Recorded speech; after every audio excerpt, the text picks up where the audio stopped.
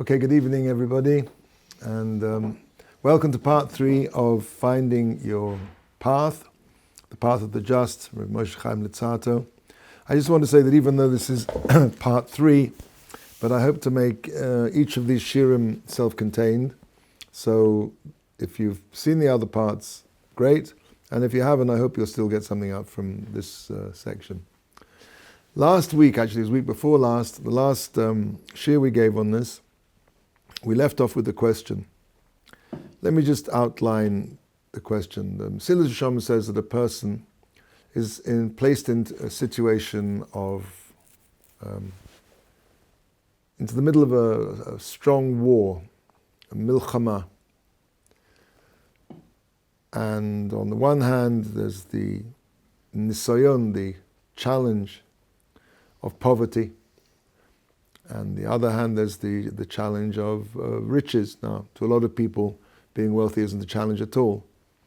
But it's the problem with being poor is obvious. That's what he calls the nisayon, the challenge which is revealed, because a person who's poor is very tempted to steal. He looks at his children, they're hungry. What am I supposed to do? So that's a big challenge. The other challenge is the challenge that he calls the challenge which comes from behind, so to speak, the challenge which is not really so much revealed, which is that of wealth. Why is wealth a challenge? When a person's wealthy, he tends to think that he did it himself. It's very easy for him to forget that everything is coming from Hashem. You know, it's sort of fairly logical and understandable that when a person who's very nice looking looks in the mirror and says, wow, I mean, that's pretty stupid, because not only did Hashem give you a face, but He gave you a nice face. So you have more to say thank you to Hashem for. But people don't seem to apply this kind of logic so much when it refers to their intelligence. A person somehow thinks that he's smart and he figured out a way to make a better mousetrap. Who put the idea into your mind in the first place? Just as looks, good looks, is a gift, an extra gift from Hashem. So not only do you have a mind, you have a good mind. You may have a great mind. You may have a brilliant mind. More to say thank you to Hashem for. So that's a challenge, because when a person's successful, he tends to think that, the self-made man. You've all heard of the self-made man. There's no such thing. The self-made man is rarer than the Himalayan Yeti. Doesn't exist. Nobody's ever seen a self-made man. Nobody makes themselves. People say, I got up at 5 o'clock every morning and I worked all day. So I know people who got up at 4 o'clock in the morning and were unsuccessful. Getting up early in the morning, working hard, being brilliant is no recipe for success. There's a famous story about a rich businessman. Somebody asked him, how come you were so, what do you put your success down to? So he said, 80% mazel, luck, and 20% seichel, intelligence. And if I'd had little less seichel, I'd have done even better. Just because you're bright doesn't mean you're going to be successful. So these are the two challenges that a person's faced in this world: the challenge of poverty and the challenge of b'kochi va'otzem yodi. With my own power and my own right hand, did I make all this wealth and success. And he says that, so as he says, Vashalva mitzad echad, tranquility, repose from one side, and from the other side, this idea of having to fight this battle from either side, also the side of poverty and the side of riches. Now, if a person succeeds, he vanquishes these two battles, he is what's called the Odom HaSholem. He is called the perfected man, who will merit to become close, to be dovik with HaKadosh Baruch Hu in Olam Haba. And he'll emerge from this prosdor, from this corridor. This world is considered like an antechamber. And he will emerge into the palace to be radiated, to be saturated with light of the light of life. Now clearly this is some form, a Kabbalistic idea, which is represented as being irradiated by this light of life, suffused with this light of life. Now, what we stopped off with last week was as follows: the Kufi Ashir, and according to the amount, Asher Kovash Es Yitzro, that he manages to dominate his negative drive, his Yetzer Hara, his desire to, whatever those desires are, his fleshly desires, his desires for repose, to indulge in whatever it is, in food, in Taivas Noshim, V'ta'avosov, as we spend, and his physical desires. So, to the extent that he conquers those, v'nisrachek min ha'marchikim oisoi mehatov, and he distances himself from those things that distance him from Hashem, v'nishtadel ledovek boy, and he tries his best to attach himself to Hashem through, so Cain yasigehu, to that extent will he reach it.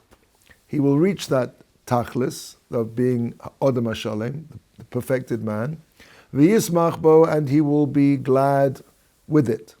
Now, what we stopped on last week is, so as we said last couple of weeks ago, we said before that there are two things here. Clearly, a person is kovish his taivos, he conquers his Yetzer Hara. That's talking about mitzvahs lo saseh, negative mitzvahs as they're called. Don't do mitzvahs. So to the extent that he manages to succeed in that, and he, mishtadel ledovek bo, and he works hard to attach himself to Hashem, that's mitzvahs aseh. Yes? What's that term for perfected man? The Hebrew? Yes. Odom HaShalem.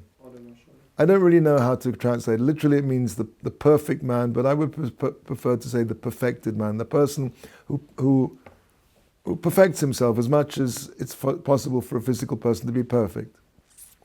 So according to the degree that he conquers his taivos, subdues his Yetzer Hara, and attaches himself to Hashem through doing mitzvahs, aseh, positive mitzvahs, so Cain Yisageu, to that extent he will reach to this aspiration of the perfected man, v'yismach bo, and he will be,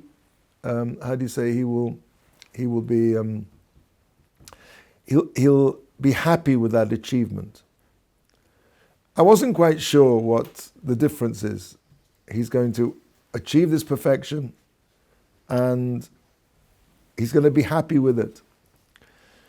So I think actually, I'm just thinking now off the top of my head, there's a phrase in the Torah which talks about the brachot and the klalot, the blessings and the curses, that the Torah describes, the blessings for keeping the Torah and the curses for not keeping the Torah. And it says after each one of these, each one of the bracha and each one of the klalas, v'yasigehu. Same word over here. The yasig, it means to, it's a difficult word to translate into English, to reach or to, means to hasagot in our perceptions, concepts. Le'asig something is to reach something, to understand something in terms of thought. But in all of these brachot and klalot, it says afterwards, this bracha is going to happen v'yasigehu, and it's going to reach you. So what does it mean that you have the bracha and it's going to reach you? So I saw one of the Meforshim explain that a person can have a bracha, he can have a tremendous blessing in his life. But to understand that he has the blessing is also a blessing in itself. It's a separate blessing. To appreciate what a person has, to appreciate what we have. A person can be surrounded by blessings, and unfortunately he can be unaware of them. So it's a separate blessing in itself, a separate bracha in itself, that HaKadosh Baruch Hu allows a person to realize. And on the other side as well, chas v'chalila, that it's bad enough to have a curse, to have something very difficult, but if a person really feels that difficulty, that curse, that distance from Hashem, whatever the problem, Rahman al-Islam, or the tragedy, God forbid, it's another stage, more serious stage of the curse, of the punishment, to feel it in your, they say in your kishkas.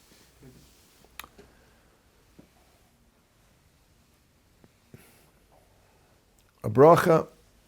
So that's what I wanted to say here. Maybe that's what he wanted to say.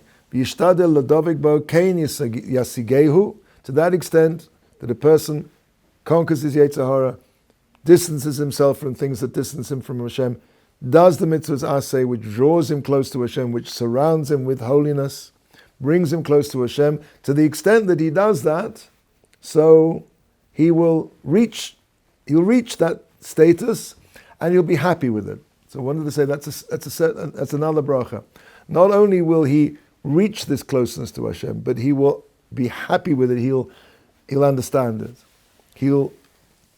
It'll penetrate into his perception to the greatest degree.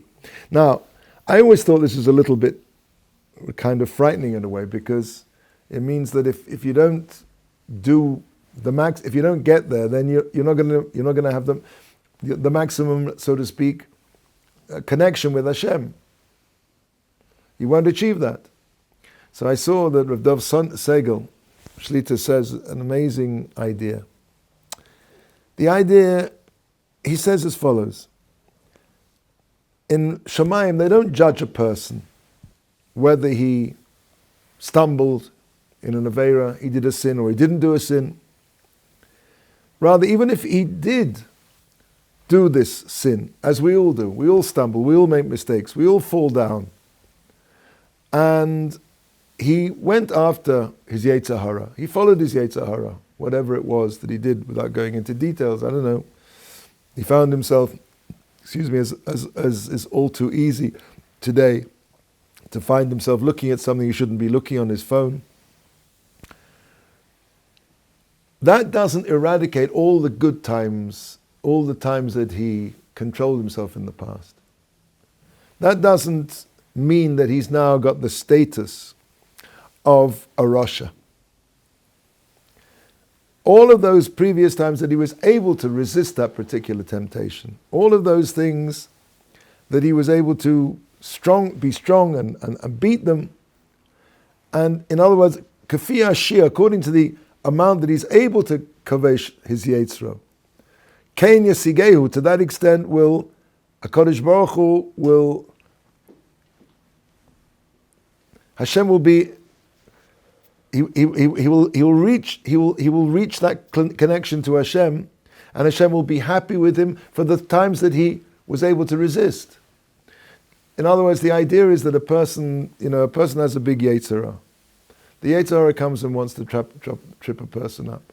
And then what does the Yetzer Hara say afterwards? There, you see, who are you? Look at you. You think you can do tshuva? In other words, the Yetzer Hara wants to come as a tzaddik and say, who are you? This is the biggest mistake a person can make. This is the thing that is the real killer. That a HaKadosh Baruch Hu will connect with the person and doesn't look at him as somebody who's, okay, you fell down. Shava, the tzaddik falls down 7 times and he gets up again. And the Rasha falls down once and he stays down. A tzaddik is somebody who says, I'm not perfect, and he doesn't listen to his Yetzer Hara to say, who do you think you are? You see, you've tried time and time again, and every time you fail. Yeah, but I didn't fail all the time. And HaKadosh Baruch Hu connects to a person in his successes, and Yismach Boi, that HaKadosh Baruch Hu is happy with him for the times he's successful. Completely opposite of the way we were learning before. Even if he falls down, even if he goes after his Yetzer Hara, he's not being judged on that alone, he's being judged for all of the successes he has. My Rabbi always says, in Ruchnius, in spirituality, even a little is a lot. It may be, that you just manage to make yourself a little bit better from one Rosh Hashanah to another. We've all had the feeling, standing there on Rosh Hashanah and Yom Kippur and clapping Al Chet, and we know that within a couple of days sometimes, that we go back to our own ways. So, what was all that about? The answer is no, that even if you manage to make yourself a little bit better, and even if you don't hold on that level, whatever that occasion was, you stopped yourself doing that Avera even one time, that is a tremendous thing. And when a person understands that, then that will give him encouragement to carry on and try again. It says, the Shah had the most low nishla voice. The gate of tears in heaven, there are many gates in heaven. One of the gates in heaven are something called the gate of tears. All the gates of heaven now are locked, except for the gate of tears. The gate of tears is always open. So the Kotzker Rebbe, I think it's the Kotzker, says if the gate of tears is never locked, it's always open, why does it need a gate? So he says there is actually one time that the gate of tears closes, and that are the tears of despair. The tears when a person gives up. He gives up on himself, he gives up on Hashem. Tears of Yeush. That is something that is the biggest Yetzer Hara. That destroys a person. When a person feels, I can't do it anymore, I can't, there's nothing to be done, I'm lost, there's no way, I give up. A person can cry his eyes out about all the things he's done wrong, and his tears go straight to Shamayim. But if those tears are tears of despair, he doesn't believe that Hashem will forgive him. He doesn't believe he can ever be close to Hashem. And in the end, what happens is when a person thinks like that, he starts to deny Hashem. He doesn't want any relationship with Hashem. He cuts Hashem out of his life. So that's when the gate of tears on Nishlavot, they close. But this is a wonderful thing here, that if you think about it, it's a tremendous opportunity that a person has. Okay, I messed up. I really messed up big time. I did something I should never have done. Whatever it was, without going into details. And we're in a generation where there are tremendous temptations, in the 30s and 40s, before that actually, the turn of the century, where all these ideas of revolutionary political ideas, communism, Zionism, the world was swept with ideas, and the yeshivas in Europe emptied out. Such was the attraction of these new secular philosophies. I mean, you have to remember that communism in its early day was something which seemed so amazing, and it's not by coincidence so many of the original communists were Jews.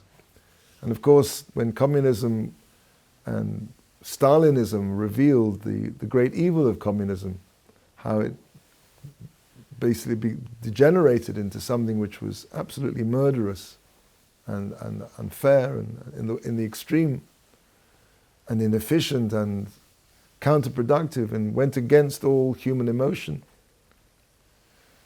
But at the beginning it looked very, very attractive, and the yeshivas emptied out with, people wanted to become communists and Zionists and taking on all of these things. Nowadays, nobody's really interested in ideas anymore. Nobody's going to go and run off for an idea. What's taken over now, as Bilam cursed us with, are the Banot Moav, the daughters of Moab. Pritzut, immorality, pornography. These are the challenges that are faced nowadays. These are the things that a person can fall down in. And it's unfortunately so accessible, which makes it so dangerous, so much of a challenge. But a person, even if he falls down, the worst thing he can do is to think, I've had it. This is who I am. That is not who you are. He brings a mashal here of, there's this huge department store in this town, and this department store has absolutely everything, and its prices are cheaper than everybody else. Now, you are the owner of a small little hardware store, and so what do? Because there's this huge department store where they have everything, and you don't, you have a few bits and pieces. What are you going to do? You're going to close down? No. Okay, maybe you're not going to make a fortune, but you're going to make a living. So nobody closes down his own little hardware store just because there's a big store down the street. True, he'll get 90% of the business, 98% of the business, But still, if you've got 2%, you're still in business. And that's what a Jew has to realize. I'm still in business. I'm still functioning. I'm still trying. And when a person thinks like that and he has that positive attitude, he'll see that even the averas that he did in the past, and they could be very serious averas. I'm not saying that I'm saying that optimism, that feeling of hope, that trust in Hashem, that Hashem will forgive me, and I'm going to try. I try my best, and you know something, I may fall down again, but right now I'm determined to do my absolute best. So that is something which is a tremendous bracha, that Hashem accepts all the good things we did and all the bad things we do, does not obliterate them. That is not who you are. That is not who you are. So, this is, I think, a beautiful explanation.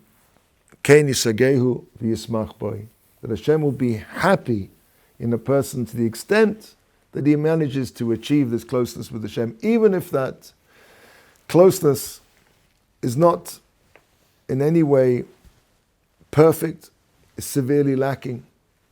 But nevertheless, Hashem looks at a person and he sees the things that he does good, he sees what he's trying to do, and he accepts that. And that's on what he's judged. Okay, so now let's move on. The next part of what we want to talk about tonight is what I call Jewish ecology. There's a lot of talk nowadays about ecology, about the ecosystem.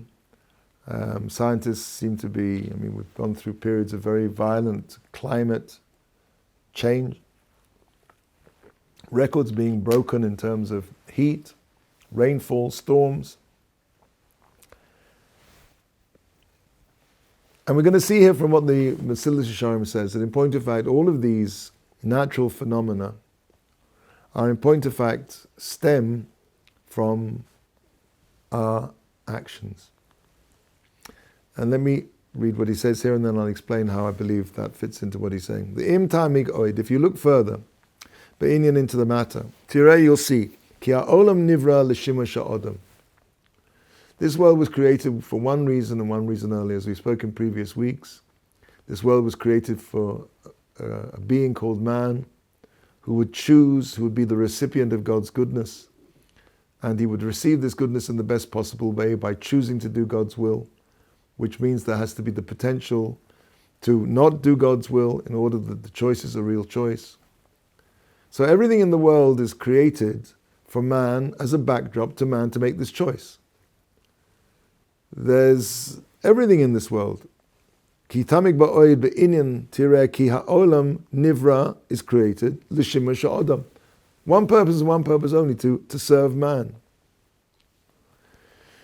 Now you'll say to me, well, hang on a second, how does some undiscovered species of salamander in the Amazon basin impact what my choices to do the mitzvahs or not do the mitzvahs?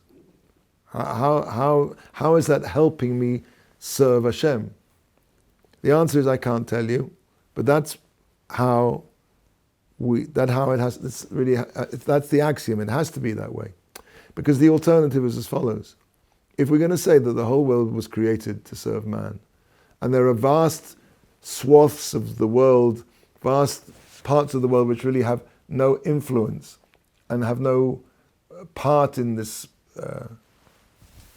function to serve man, then it would be to accuse the Rabbi Shalom, God forbid, of tremendous sloppiness. That, you know something, when he created this world, there were these vast areas which are not really necessary for the world. That's axiomatically impossible. It's not possible. If the world was created to serve man, and that's the only purpose of the world, then it must be everything in this world has a way of serving man. Do I understand that chain of events? Do I understand how that salamander in the Amazon basin impacts on that ability to serve man? No, I've no idea. But that's what we have to say. There's an interesting Rambam he has in the beginning of the Perishai Mishnayos, his explanation on the Mishnah, which describes, I'll give you a very similar mashal. It's not exactly the mashal he says, but there's an idea that there's a Jew who one day is traveling through a foreign kingdom, and it's very, very hot. And he shades in this tree for a few minutes, get out of the sun, of the heat of the sun, which is killing him. And there's a river which is an ornamental stream, and which he takes some water from. He quenches his thirst, he rests there for a few hours, and he carries on. Now this ornamental tree was planted in the third dynasty of this particular kingdom, which has been going back for hundreds, maybe 1,000 years, different kings coming and going, castles being built and destroyed, and trees being planted, and rivers, little ornamental streams. It comes out that all of this vast history of this particular kingdom was there for one reason and one reason only, that this Jew should have 2 hours, 3 hours of peace, tranquility, calm, and water. That's the whole reason for its creation. You see, we tend to think, we look at things in terms of difficulty and ease, how difficult it is to do something, how easy it is to do something. To Hashem, there's no such thing as difficult or easy. If it means that He's going to create an entire dynasty, and dynasties, and plant hundreds of fruit trees and castles and turrets and servants and kings, just so that there should be this setup where this Jew should be able to derive the sustenance and this protection from the heat, and then that's fine. It's not that it's more difficult or more easy. Everything is equally easy or difficult for Hashem. So the words don't mean anything. So we have to understand everything He says is created to serve man. Omnam hu oimed b'shikol gadol, but man himself stands in a great balance. Ki ima adam nimshach acha oilam, because even though the world is created entirely for man, but if a man is drawn after the world, in other words, rather than use the world, he allows the world to use him, to draw him away, and the master becomes the slave, and the slave becomes the master. If a person is drawn after the world, and misrachek miboiro, and as a result of that, he is drawn away from Hashem. Why? Because when a person fails to understand that the world is there to aid him in his service of HaKadosh Baruch Hu, and he's drawn after all of the wonderful things there are in this world, which can be very distracting and very alluring, then automatically, of course, he becomes distant from Hashem. Because Hashem's purpose is revealed in this world in order that it should serve man, in order that man should serve Hashem. So by distorting the purpose of the world, automatically he then leaves the track. He's now no longer on the same lines as the design of Hashem when He created the world. So then what happens is, now this is very interesting, Hinei hu miskalkel. Man becomes destroyed, ruined by this. And again, even though the world was put here for man's service, but if he's drawn after the world, that is not in line with what Hashem wanted, and as a result of that, that destroys man. Now listen to this. Umakalkel ha'olam imoy. A man destroys the world with him. What does that mean? He destroys the world with him. We'll come back to that. V'im hu sholeit ba'atzmo. But if he controls himself, v'nidbak b'avoiro, and he cleaves to Hashem. Again, the same idea. If he controls himself, mitzvahs lo saseh. V'nidbak b'avoiro, and he cleaves to Hashem, that's mitzvahs aseh. Torah, tefillin, Shabbos, whatever it is. Umishtamish min ha'olam, and he uses from this world, rak lios lo l'siyur la'avodas boiro, and he takes from this world. He uses this world only to the extent that it helps him to serve Hashem. Hu mis'ale, then he becomes elevated. Va'olam atzmo mis'ale imo, and the world becomes elevated with him. Let's give a practical example of this. He becomes elevated because why? He's now using the world in the way it was supposed to be used. The world is now used, shimush, the world is being used. He's used the world to elevate himself, which is why the world was put here. But the interesting thing here is the world also becomes elevated with him. Here's the example. This table here in front of us. Now I'm guessing this table probably came out of a factory somewhere near Tel Aviv. And this table is probably one of many thousands like it. This table ended up in Ohr Somayach, where rabbis are teaching Torah on it every day. People are learning Torah every day.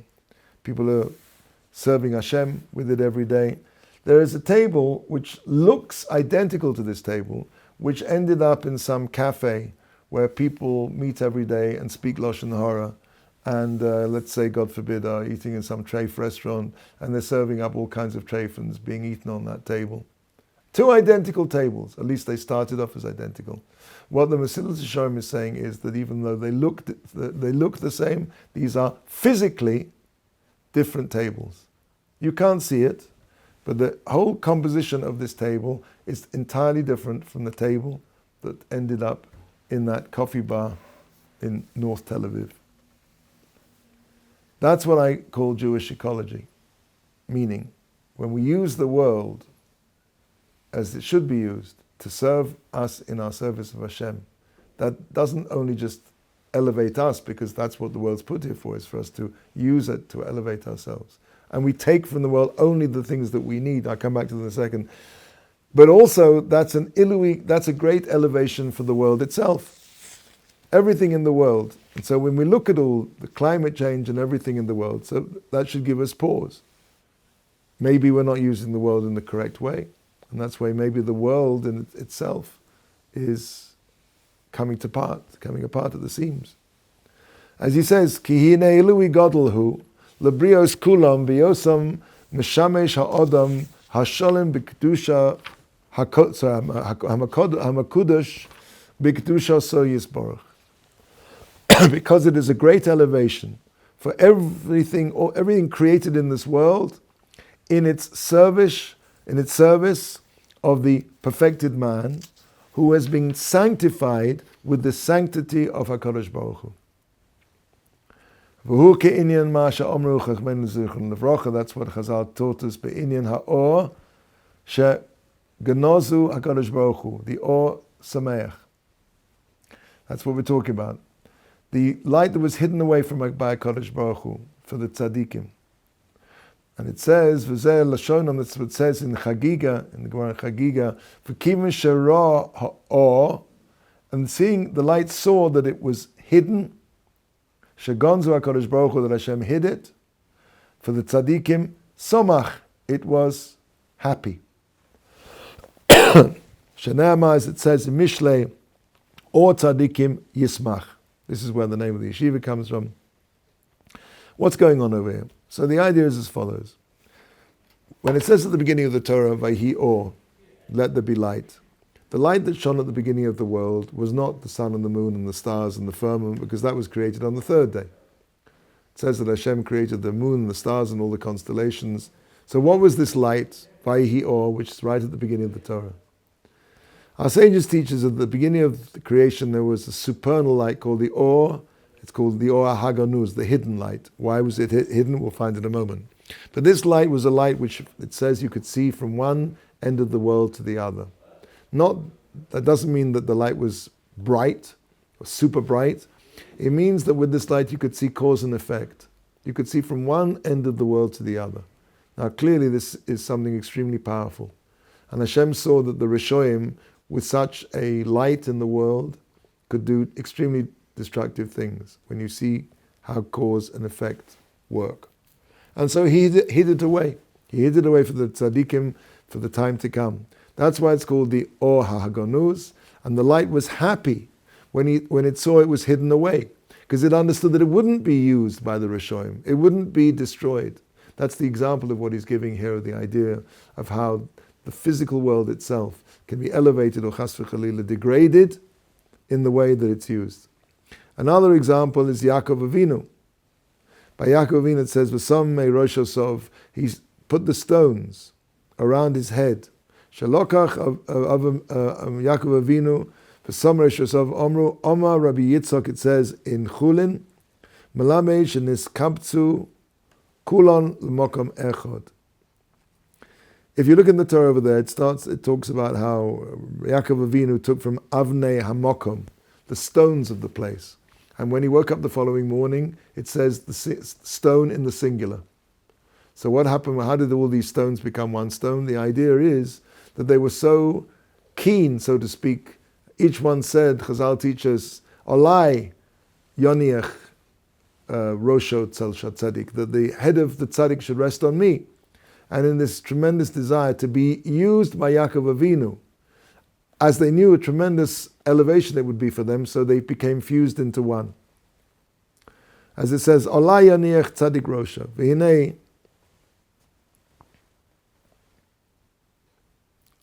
Right, and another third idea over here is Hinei Halaika Hazer Heirun Zichron L'Rocha. This idea that Chazal enlightened us also in Koheles. It says Re'ei Es Maaseh Ha'Elokim, that Kodesh Baruch Hu took out of Adam Arishon. He says over here that Adam Arishon was taken by Hashem throughout all of the Gan Eden, and he took him and he showed him all of the Gan, and he said to him, Rei Ma'asai, see my actions, see what I've done here. Come and na'im, u'mushubochim, how wonderful they are, how great they are. V'chol ma shebarasi bishvilcha barasi. Everything I created for you, for man. Tein daitecha, be careful. Shelo tekalkel, do not destroy, v'tachriv, and lay waste, esolomi, my world.